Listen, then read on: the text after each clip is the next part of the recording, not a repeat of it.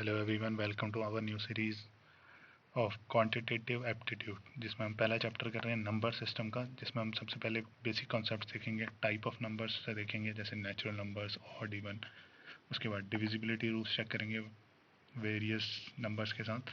उसके बाद HCM, LCM and last में हम लोग चेक करेंगे रिमाइंडर थ्योरम। ठीक है, बेसिक्स क्या होते हैं? सबसे पहले तो फेस वैल्यू पूछता है। फेस वैल्यू कुछ नहीं है, जो भी डिजिट पूछी है वही उसकी फेस वैल्यू होती है। जैसे इस क्वेश्चन में 5 है तो 5 की फेस वैल्यू 5 है। 7 की अगर फेस वैल्यू पूछी है तो 7, बट प्लेस वैल्यू बताती है उसकी पोजीशन वैल्यू उस नंबर में। पोजीशन वैल्यू याद है, हम पढ़ते थे बचपन में, वंस, टेंस, हंड्रेड्स, वही है। जैसे 7, 6, 5, 3, 2 यहाँ पे नंबर है। यहाँ पे 7 कौन सी पोजीशन वैल्यू पे है?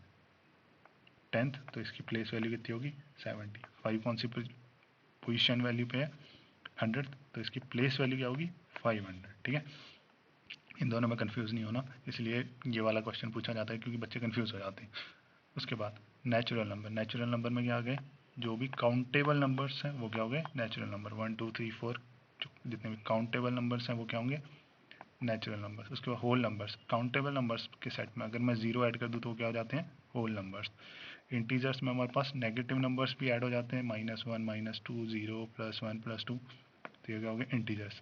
उसके बाद इवन नंबर्स के लिए हम चेक करते हैं डिविजिबल बाय, अगर वो 2 है, मतलब 2 के टेबल में आ रहा है तो इवन नंबर, अगर 2 के टेबल में नहीं आ रहा है तो वो ऑड नंबर। ठीक है, 2 से डिविजिबल है तो वो इवन नंबर, अगर 2 से डिविजिबल नहीं है तो वो ऑड नंबर। उसके बाद डिविजिबल कैसे चेक करेंगे? ठीक है, तो मैंने बोला था ना अभी, इवन ऑड के लिए 2 से डिविजिबल है तो वो क्या? Even number. तो 2 से डिविजिबल के लिए हम लोग चेक करेंगे लास्ट डिजिट अगर 0 है, लास्ट डिजिट अगर 0 है तो पूरा नंबर 2 से डिविजिबल होगा। जैसे 2, 3, 4, 7, 8, लास्ट डिजिट 2 से डिविजिबल है तो ये पूरा नंबर 2 से डिविजिबल होगा। 8 2 से डिविजिबल है, बिल्कुल है, तो ये पूरा नंबर भी 2 से डिविजिबल होगा। सेम केस होता है हमारे पास 4 के लिए। 2 के लिए मैंने लास्ट डिजिट चेक करी थी, 4 के लिए मैं लास्ट 2 डिजिट चेक करूँगा। अगर लास्ट 2 डिजिट 4 से डिविजिबल है तो ये पूरा नंबर 4 से डिविजिबल होगा। यहाँ पे चेक करो, ये लास्ट 2 डिजिट्स है 4 से डिविजिबल है। 78 को 4 के से डिवाइड करके देखो, डिवाइड नहीं होगा, रिमाइंडर बच रहा है कुछ, तो ये पूरा नंबर भी 4 से डिवाइड नहीं होगा। ठीक है, उसके बाद सिमिलर केस होता है हमारे पास 8 के लिए। 2 के लिए मैंने लास्ट डिजिट चेक करी थी, 4 के लिए लास्ट 2, 8 के लिए मैं चेक करूँगा लास्ट 3 डिजिट्स। अगर लास्ट 3 डिजिट्स 8 से डिविजिबल होंगी तो ये पूरा नंबर 3 से डिविजिबल होगा। 4, 7, 8 डिवाइड करके देखो, 8 से नहीं होगा, तो ये पूरा नंबर भी 8 से डिविजिबल नहीं होगा। चेक कर लिया हमने, 3 रूल्स चेक कर लिए। उसके बाद चलो हम लोग चेक करते हैं डिविजिबिलिटी रूल बाय 3। क्या लिखा है यहाँ पे? देखो, सम ऑफ डिजिट्स डिविजिबल बाय 3 है। अगर सम ऑफ डिजिट डिविजिबल बाय 3 है तो ये पूरा नंबर क्या होगा? 3 से डिविजिबल होगा। एग्जांपल ले लें, 2, 3, 4, 7, 8। अगर इन डिजिट्स का सम, इस नंबर में और सारी डिजिट्स का सम 3 से डिविजिबल होगा तो ये नंबर भी क्या होगा? 3 से डिविजिबल होगा। चेक करो, 3 इतना हो गया, ये 6 3 से डिविजिबल है, 15 3 से डिविजिबल है, 7 + 8, तो इसका पूरे का सम चेक करोगे अगर तुम 3 से डिविजिबल होगा। ठीक है, अगर इस पूरे डिजिट्स इस पूरे नंबर की ऑल डिजिट्स का सम 3 से डिविजिबल है तो ये नंबर भी 3 से डिविजिबल होगा। सिमिलर केस होता है 9 के साथ। 3 के लिए क्या चेक किया था मैंने? सम ऑफ डिजिट्स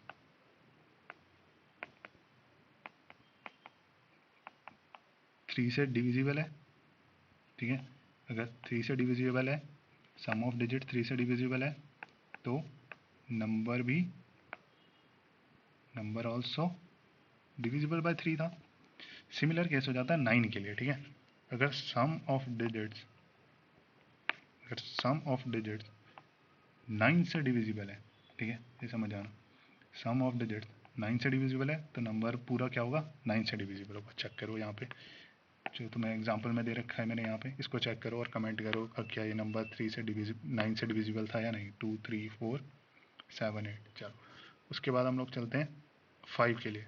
अगर किसी भी डिजिट का किसी भी नंबर की लास्ट डिजिट 0 या इधर 5 है तो वो पूरा नंबर भी क्या होगा? 5 से डिविजिबल। ठीक है, उसके बाद 6 के लिए हम लोग क्या करेंगे? अगर गिवन नंबर क्वेश्चन में हमारे पास 2 और 3 दोनों से डिविजिबल होता है तो गिवन नंबर 6 से डिविजिबल भी होगा। ठीक है, 2 और 3 दोनों से डिविजिबल है तो ये नंबर 6 से भी डिविजिबल होगा। याद है, ये अभी हमने किया था, वीडियो बैक करके देख लो या तो। 2 और 3 दोनों से डिविजिबल था ये नंबर, तो ये पूरा नंबर कितना होगा? 6 से भी डिविजिबल होगा। उसके बाद ये तो इजी है हमारे पास। 10 के लिए हम लोग क्या चेक करते हैं, लास्ट डिजिट चेक करते हैं। अगर 0 है तो वो 10 से डिविजिबल होगा। अगर गिवन नंबर में 0 है लास्ट डिजिट पे तो वो नंबर 10 से डिविजिबल होगा। उसके बाद 11 के लिए हम लोग चेक करते हैं अल्टरनेट डिजिट्स का सम। अल्टरनेट डिजिट्स का सम करते हैं और उनके बीच का डिफरेंस चेक करते हैं। उस सम के बीच का डिफरेंस अगर 0 है या 11 से डिविजिबल है। दोबारा सुनो, मेरे पास एक नंबर था 2347141।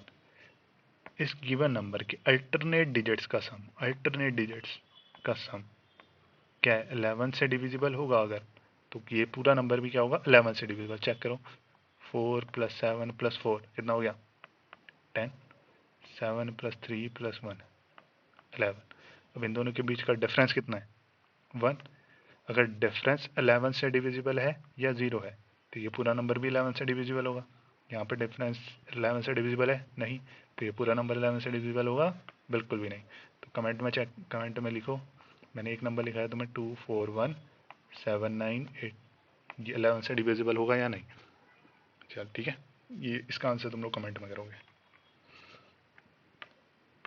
अब इसमें 7 का नहीं लिखा है ना, तो हम लोग एक बार 7 का भी चेक कर लेते हैं। पेंसिल कहाँ गई, 7 के लिए हम लोग क्या करते हैं, मेरे पास एक नंबर था 1 2 3। 7 के लिए क्या करेंगे, देखो लास्ट डिजिट को मैं 2 से मल्टीप्लाई करूंगा। क्या करूंगा, लास्ट डिजिट को मल्टीप्लाई बाय 2 करके उससे सब्ट्रैक्ट कर दूंगा रिमेनिंग नंबर से, जो भी रिमेनिंग नंबर बचा होगा। ठीक है, अब 3 को 2 से मल्टीप्लाई करूंगा, कितना हो गया, 6। रिमेनिंग क्या था हमारे पास, क्या बच रहा है इस नंबर का, 12। करूंगा सब्ट्रैक्ट, कितना आएगा, 6। ये जो भी सब्ट्रैक्ट करके आंसर आ रहा है, अगर वो 7 से डिविजिबल होगा तो ये नंबर भी 7 से डिविजिबल होगा। लेकिन 6 7 से डिविजिबल है नहीं, तो ये 123 7 से डिविजिबल नहीं होगा। अगर समझ आ गया तो 147 सेम कॉन्सेप्ट के साथ करके बताओ आंसर में, 174, ठीक है, और 189, 1974। सेम कॉन्सेप्ट यूज़ करके इन तीनों चारों नंबर्स का आंसर में कमेंट करो कि ये चारों नंबर 7 से डिविजिबल होंगे या नहीं। ठीक है, उसके बाद आती है हमारे पास रिमाइंडर थ्योरम। रिमाइंडर थ्योरम देखो, मेरे पास एक नंबर था 17 × 23। क्वेश्चन में पूछा है अगर मैं उसको 12 से डिवाइड करता हूँ तो मेरे पास रिमाइंडर क्या बचेगा। अब या तो मैं 23 × 17 करूँ और 12 से डिवाइड करूँ, ठीक है, उसके बाद क्वेश्चन रिमाइंडर सब कुछ बताऊँ। इतना टाइम तो होता नहीं है हमारे पास एग्जाम में, तो हमारे पास कुछ शॉर्टकट चाहिए। ये सिर्फ समझाने के लिए, ठीक है, वहाँ क्वेश्चन पेपर में करने नहीं बैठना है। ठीक है, चलो 17 को मैं ऐसे लिख सकता हूँ 12 + 5, और मैं 23 को लिख सकता हूँ 12 + 11। अब ध्यान से देखो, this whole equation can also be written as, ये एक्सपैंड करके लिखूंगा तो मेरे पास ये वाली इक्वेशन आएगी। ध्यान से देखो, अगर मेरे को इस पूरे सम को 12 से डिवाइड करना, 12 × 12, ये तो 12 से डिविजिबल है, 12 × 11 ये भी डिविजिबल है, ये भी डिविजिबल है। तो 11 × 5 मेरे पास रिमाइंडर में बच रहा था, तो मैं सिर्फ 11 × 5 पे फोकस करूंगा, बाकी सारे नंबर्स भूल जाऊंगा। ठीक है, 11 × 5, सिर्फ इसका रिमाइंडर चेक करना है मैंने। ठीक है, 11 × 5 55 डिवाइड बाई 12। अगर अब तुम डिवाइड करोगे तो रिमाइंडर कितना आएगा हमारे पास, 7। इसका एक और एग्जांपल करके देखते हैं, तब अच्छे से समझ आएगा एग्जाम में कैसे करना है। एग्जाम में ये सब तो नहीं करना है, अगर समझ आ गया तो अच्छी बात है। एक बार एक क्वेश्चन करके देखते हैं, तब ज़्यादा अच्छे से समझ आएगा। मेरे पास क्वेश्चन में गिवन था 13 मल्टीप्लाई बाय 47 डिवाइड बाय 11। ठीक है, मुझे पूछा इस इक्वेशन में मेरे पास आंसर में रिमाइंडर क्या आएगा।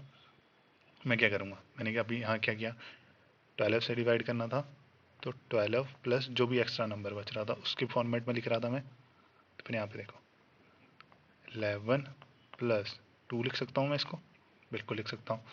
और 11 का मल्टीपल जो 47 से कोई छोटा, इसको मैं ऐसे लिख सकता हूँ 44 + 3, बिल्कुल लिख सकता हूँ। ठीक है, अब यहाँ पे देखो 11 और 44 तो 11 से डिविजिबल है। अब यहाँ पे हमने क्या किया था, इसको मैं रीराइट करके क्या लिखा था मैंने यहाँ पे, सिर्फ जो एक्स्ट्रा नंबर्स ऐड किए थे मैंने उनको आपस में मल्टीप्लाई कर दिया था, बाकियों को छोड़ देंगे हम। 2 × 3 डिवाइड बाई 11, तो करो मल्टीप्लाई इन दोनों को आपस में 6। तो मेरे पास इस क्वेश्चन में रिमाइंडर क्या बचेगा, तुम या तो साइड पे मल्टीप्लाई करके देखोगे 11 13 × 47, जितना भी आंसर आएगा उसको 11 से डिवाइड करेंगे, उसके बाद कुछ रिमाइंडर निकालेंगे, या हम लोग क्या करेंगे डायरेक्टली 13 × 47 को रीराइट करेंगे इस फॉर्मेट में। उसके बाद हमें सिर्फ ये वाले दो नंबर लेने हैं जो एक्स्ट्रा हमने ऐड कर रखे हैं, उन दोनों को आपस में मल्टीप्लाई करोगे। If that number is greater than some multiple of 11, तो उसको डिवाइड करो, रिमाइंडर निकालो, या डायरेक्टली इन दोनों का मल्टीप्लाई ही हमारे पास रिमाइंडर बच रहा है। ठीक है, इसमें कुछ एरर है, 11 माइनस होना चाहिए, इस वाले को रहने दो। उसके बाद फाइंडिंग जीरोज, अगर हमारे पास कोई भी इक्वेशन दे रखी है, ठीक है, 8 × 15 × 23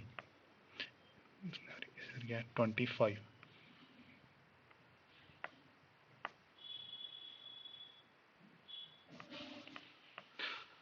क्वेश्चन में हमसे पूछा जाएगा कि इस इक्वेशन को सॉल्व करने के बाद कितनी जीरोज आएंगे। ठीक है, उसके लिए हम लोग क्या करेंगे ना, डायरेक्टली इसकी प्राइम फैक्टराइजेशन चेक करेंगे। ठीक है, 8 को प्राइम फैक्टराइज करने पे कितने 2s आ रहे होंगे मेरे पास, 3 है ना, और 15 को प्राइम फैक्टराइज करने पे कितना आ रहा होगा, 3 × 5। सिमिलरली 5 को मल्टीप्लाई 25 की प्राइम फैक्टराइजेशन करने पे कितना आएगा, 5 की पावर 2। अब ध्यान से देखो, मुझे 2 और 5 के पेयर्स बनाने हैं, जितने पेयर्स बन गए उतने नंबर ऑफ जीरोज होंगे उस इक्वेशन के अंदर। यहाँ पे कितने पेयर्स बन रहे हैं, 5 और 2 के, 2 बन रहे हैं ना, इसको मैं ऐसे भी लिख सकता हूँ 2 × 2 × 2 एक्सपेंडेड फॉर्म में अगर मैं लिखूंगा 3 × 5 × 5 सॉरी 3 पेयर्स बन रहे हैं, तो नंबर ऑफ जीरोज कितनी होंगी, 3 जीरोज। ये गलत है, 3 5s बन रहे हैं ना। चलो, उसके बाद हमारे पास आता है नेगेटिव रिमाइंडर। याद है रिमाइंडर थ्योरम में हमने क्या किया था, 11 से कुछ ग्रेटर नंबर था 11 से, तो हमने 11 + 1 किया था, यहाँ पे 11 + 2 किया था, क्योंकि ये 11 जितना भी डिवाइड, जिससे भी नंबर से डिवाइड करते थे उससे ग्रेटर नंबर था। लेकिन अगर 11 से स्मॉलर नंबर होता है यहाँ पे, तो क्या करता मैं, चलो एग्जाम्पल लेके देखता हूँ, 7 × 8 डिवाइड बाई 11 होता है, इसका रिमाइंडर पूछा होता उसने अगर 7, याद है ऊपर हमने क्या किया था, 11 से ऐड किया था, यहाँ पे 11 से मैं कितना सब्सट्रैक्ट करूँ कि 7 आ जाए 4, और 11 से कितना सब्ट्रैक्ट करूँ कि 8 आ जाए 3। सिमिलर होगा बिल्कुल सेम जैसे हमने लास्ट में किया था। अब इन किनको आपस में मल्टीप्लाई कर रहे थे, जो भी नंबर मेरे पास एक्स्ट्रा था, -4 × -3, करो इन दोनों को आपस में मल्टीप्लाई, कितना आएगा, प्लस का 12 डिवाइड बाई 11। अब इतना तो हमें पता है, इसको डिवाइड करूंगा मेरे पास रिमाइंडर कितना आएगा, 1। तो 7 × 8 को जब भी मैं 11 से डिवाइड करूंगा तो कि मेरे पास रिमाइंडर कितना बच रहा होगा, 1। ठीक है, उसके बाद ये हमारे पास कुछ प्रैक्टिस क्वेश्चंस हैं, इनके तुम क्वेश्चंस के आंसर्स कमेंट में लिखो।